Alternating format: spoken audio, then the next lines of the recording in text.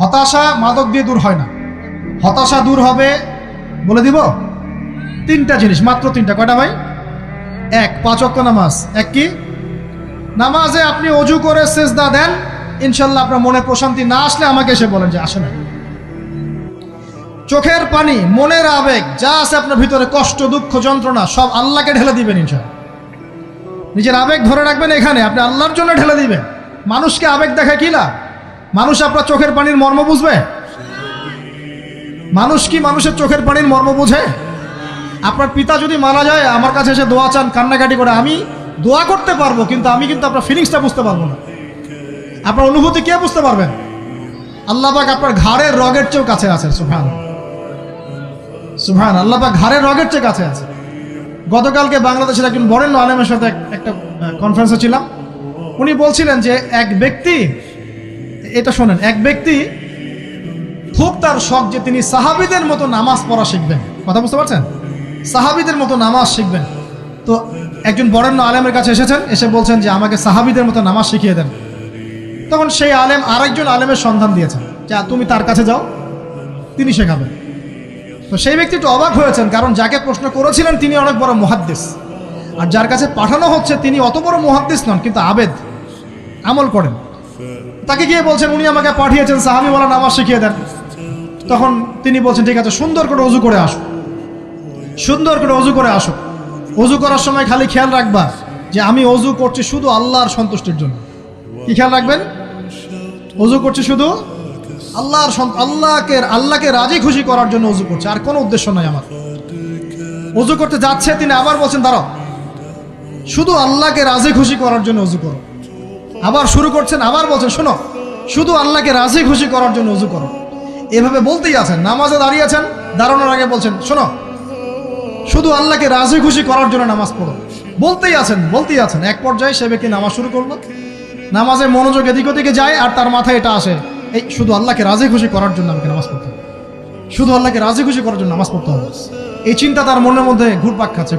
এভাবে নামাজটা সে শেষ করেছে। শেষ করে চিন্তা করছে যে নামাজ তো পুরোপুরি মনোযোগ দিতে পারলাম না। বারবার মাথার মধ্যে এরকম চিন্তা আসছে, আল্লাহ আমাকে তো মাফ করে দাও, নামাজটা আমার মনে হলো না ঠিক মতো। তখন সে ফিরে এসে তার সে ওস্তাদকে বলছেন আমার তো নামাজ এরকম করে পড়লাম, কিন্তু শেষমেশ মনে হলো যে নামাজটা হয়তো কবুল হয় নাই, আল্লাহর কাছে খুব মাফ চাইলাম, আল্লাহ আমাকে মাফ করে দাও, নামাজটা মনে হলো না। তখন সেই যে প্রথম ব্যক্তি যিনি পাঠিয়েছেন তিনি বলছেন এটাই হলো সাহাবীওয়ালা নামাজ। তারা আল্লাহকে রাজি খুশি করার জন্য নামাজ পড়তেন, নামাজ শেষ করে আল্লাহর কাছে ইস্তেগফার করতেন, আল্লাহ কিছুই হলো না, কিছুই হলো। আমার কথা কি বুঝতে পারছেন? অতএব আল্লাহকে রাজি খুশি করার জন্যে আপনি আপনার আবেগ, আপনার ইবাদত সব ফেলে দিবেন, অন্য কারো কাছে কিছু পাওয়ার আশা করুন। আমাকে আল্লাহ পাঠিয়েছেন দুনিয়াতে নামাজ পড়তে, রোজা রাখতে, দিনের প্রচার করতে, দিনের জ্ঞান অর্জন করতে, এই তো। তা আমি একজন মেয়ের জন্য জীবন নষ্ট করে দিব কেন? আমি তাহলে আল্লাহর কাছে কি মুখ দেখাবো, আর নবীর কাছে কি মুখ দেখাবো? ওখানে গিয়ে বলবো আল্লাহ আমি আমার অমুক প্রেমিকার জন্য আশেক হয়ে একদম জীবন দিয়ে দিয়েছি, আত্মহত্যা করেছি। গেছে ভাই, যাইতে দেন। যে ব্যক্তি আপনার অবস্থানকে মূল্যায়ন করে নাই, সে আপনার যোগ্য ছিল না। এখন আপনি কি করবেন? নিজের অবস্থান উন্নত করেন, আপনার পিছনে লাইন ধরে ঘুরবে ইনশাআল্লাহ। এটাই বাস্তবতা। দুনিয়া খুব খারাপ জিনিস। মানুষের অবস্থানকে মূল্যায়ন করে, মানুষের অবস্থানকেই মূল্যায়ন করে, কিন্তু আল্লাহ রাব্বুল আলামিন আপনাকে সর্বাবস্থায় ভালোবাসেন। আলহামদুলিল্লাহ। এই যে আমরা এখন অনেক পাপ করছি না, আল্লাহ কি আমাদেরকে আযাব দিয়ে ধ্বংস করে দিয়েছেন? আল্লাহ পাক এখনো আমাদেরকে ভালোবাসেন, রহম করেন, আল্লাহ পাক অপেক্ষা করছেন কখন তওবা করবে, আমি তওবা কবুল করব। এই কখন আমার বান্দা খালি একবার বলে আস্তাগফিরুল্লাহ, আল্লাহ পাক সাথে সাথে মাফ করে দেবেন। আর সেই আল্লাহকে ভুলে আপনি কার পিছনে ছুটছেন? আমরা কিন্তু নিয়াত করতে পারি ভাই যে আমরা যারা ওয়াজ শুনলাম জীবনে কোনোদিন সিগারেটে হাত দিব না ইনশাআল্লাহ। রাজি আছি ভাই? অন্য বড় বড় জিনিস তো বহুত দূরের কথা। আচ্ছা, অনেকে রাজি হয় নাই কেন? আপনারা কি অলরেডি আসক্ত? আমি অনেক ভাইকে দেখেছি মাশাআল্লাহ ইফতার খুলেই একদম বেনসন টানা শুরু করে।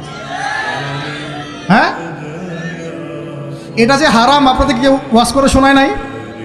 এটাকে কি মনে করেন আপনারা, হারাম না হালাল? কেউ বলেছে মাকরু, নাকি মাকরু ফতোয়া দিয়েছে? মাকরুহ শব্দের অর্থ জানেন আপনি? মাকরুহ শব্দের অর্থ কি শোনেন। সূরা বনী ইসরাঈল খুলবেন। কোন সূরা?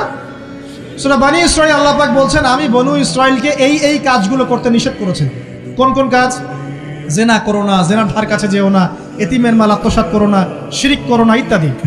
যারা আলেম আছেন তারা আমার কথা বুঝবেন। এই কাজগুলোর পরে আল্লাহ পাক বলছেন যে এই প্রত্যেকটা কাজ আল্লাহর কাছে মাকরুহ, অপছন্দের। কিসের? অপছন্দ। তাহলে এটাকে আপনি সহজ মনে করছেন? নিয়াত করি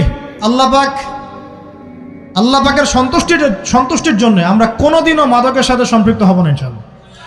আর বিশ্বাস করেন, শুধুমাত্র মাদকদ্রব্য নিয়ন্ত্রণ অধিদপ্তর এই আইন কানুন এগুলো দিয়ে, জরিমানা দিয়ে মানুষকে মাদক ছাড়ানো যাচ্ছে না, যাবে না। কেন যাবে না এটা আপনারা খুব ভালো করেই জানেন, আমি বলতে চাচ্ছি না। অনেক সময় মাদক বিরোধী কনসার্ট করে মানুষ, মাদক বিরোধী কনসার্টে ওঠার আগে এক বোতল ডাইল খেয়ে আসে আগে। এগুলো কি বাস্তব কথা বলছি না অবাস্তব কথা বলছি? আমাদের যুবক ভাইরা কোশ্চিনকালেও মাদকের ধার কাছে যাবেন না ইনশাআল্লাহ।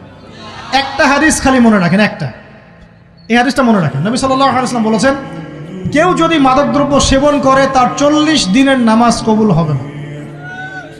সিগারেট একটা খেয়েছি, 40 দিন নামাজ নাই। এরপর যদি সে তওবা করে আল্লাহ মাফ করে দিবেন। আবার যদি মাদক খায় আবার 40 দিন কবুল হবে না। যদি আবার তওবা করে আল্লাহ মাফ করে দিবেন। আবারও যদি খায় আবারও 40 দিন কবুল হবে না। আবারও তওবা করলে আল্লাহ আবার মাফ করে দিবেন। চতুর্থবার সে যদি মাদক খায়, আল্লাহ রসুল সাল্লাল্লাহু আলাইহি ওয়াসাল্লাম বলছেন আল্লাহ পাক কিয়ামতের মাঠে তাকে তিনাতুল খাবাল পান করাবেন। কি পান করাবেন? তিনাতুল খাবাল। সাহাবীরা বললেন, ইয়া রাসূলুল্লাহ, এটা কি তিনাতুল খাবাল? কি? নবী সাল্লাল্লাহু আলাইহি ওয়াসাল্লাম বলছেন, এটা হচ্ছে জাহান্নামীদেরকে আযাব দেওয়ার পর তাদের রক্ত মাংসের যে পুঁজ বের হবে, এই যে ড্রিঙ্কস, জাহান্নামের হার্ড ড্রিঙ্কস, এই ড্রিঙ্কসের নাম হলো তিনাতুল খাবাল। আল্লাহ পাক আমাদের সবাইকে মাদক থেকে বাঁচিয়ে রাখুন। আমল হচ্ছে কোরআন তেলাওয়াত। যে ব্যক্তি কোরআন তেলাওয়াত করতে পারে নিয়মিত, তার মনের মধ্যে এই হতাশা, এই ভীরুতা, এই কাপুরুষতা কিচ্ছু আসবে না ইনশাআল্লাহ। আমি গ্যারান্টি দিচ্ছি আপনাকে, হতাশা আসবেই না আপনার মনে যদি আপনি কোরআন বুঝতে পারেন। কোরআনের একটা আয়াত নিয়ে কোনো সময় দেখা যায় 2-3 ঘন্টা সময় পার হয়ে যাচ্ছে, আয়াতটা ছেড়ে সামনে যেতে পারছি না। কোরআনের ভিতরে ঢুকলে আপনি দুনিয়ায় ভুলে যাবেন কি হচ্ছে আশপাশে। আমি এমন অনেক আলেমকে দেখেছি যে একটা বই, পাতলা একটা বই, আরবি বই নিয়ে পড়া শুরু করেছেন, যে ফজরের পরে জোহরের ওয়াক্ত হয়ে যাচ্ছে, বইটাই শেষ করতে পারেননি। বুঝতে পারবেন না? যখন আপনি ইলমের ভিতরে ঢুকে যাবেন, কোরআনের ভিতরে, হাদিসের ভিতরে, আপনার দুনিয়ার খেয়ালই নাই। একজন আলেম, তিনি এক রাত্রে একটা বই লিখেছিলেন, চটি বই, এক রাত্রের মধ্যে। বলা হচ্ছে, তার সম্পর্কে বলা হচ্ছে যে রাতের খাবার তাকে দেয়া হয়েছে, যে আপনি এটা খেয়ে নেন। খাবারটা পাশেই আছে, খাবারটা খাবো, এটা লিখে খাবারটা খাবো, এরকম তার চিন্তা ছিল।